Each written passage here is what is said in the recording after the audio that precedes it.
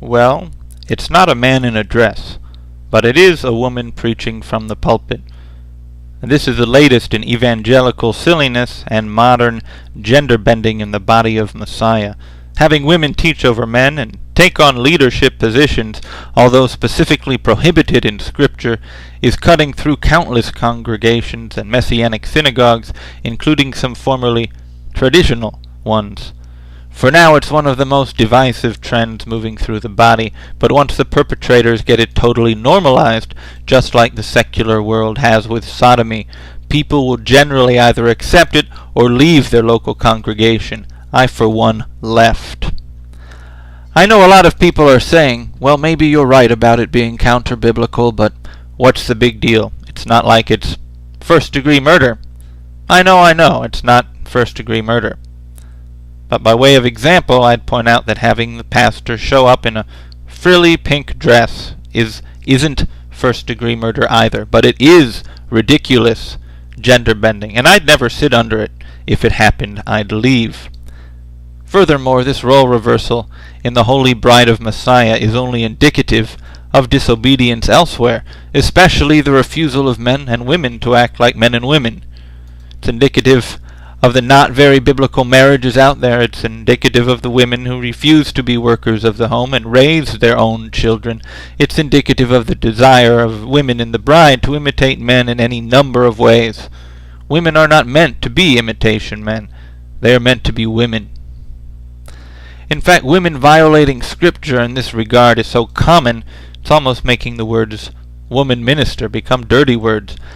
I guess this is similar to the way that our culture and its obsession with homosexuality has made a man putting his arm around another man into a suggestive and possibly ugly thing.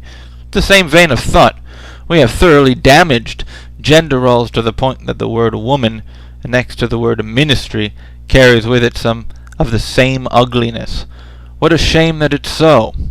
But this failure is not only the responsibility of women, it is ultimately the responsibility of men, because as pastors and even husbands, they have failed in their own roles by allowing it to happen.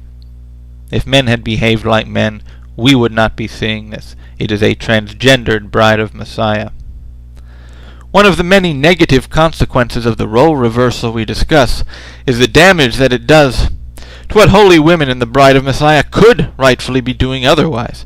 They could be very occupied and fulfilled in the ministry of the home. They could be taking care of the sick and elderly in their own congregation or neighborhood. They could be adopting children from foster homes, children who might otherwise be bound to this unbelieving hedonistic culture for life, and raising them up in Messiah. They could be feeding the hungry. They could be ministering to the poor. These are all glorious and fulfilling pursuits that godly women could be doing. Instead, our women prefer to exercise their mouths and presume to be able to teach over men. Therefore, I've collected some resources below to teach about biblical manhood and womanhood, especially in the congregation. I've included some materials I've written myself to congregations and governing bodies on the subject, and I confidently believe the materials show that women heading congregations and women preaching over men are aberrant practices. I encourage you to use the resources below to the best of your ability. The restoration of the bride involves the restoration of man and woman, much like salvation itself.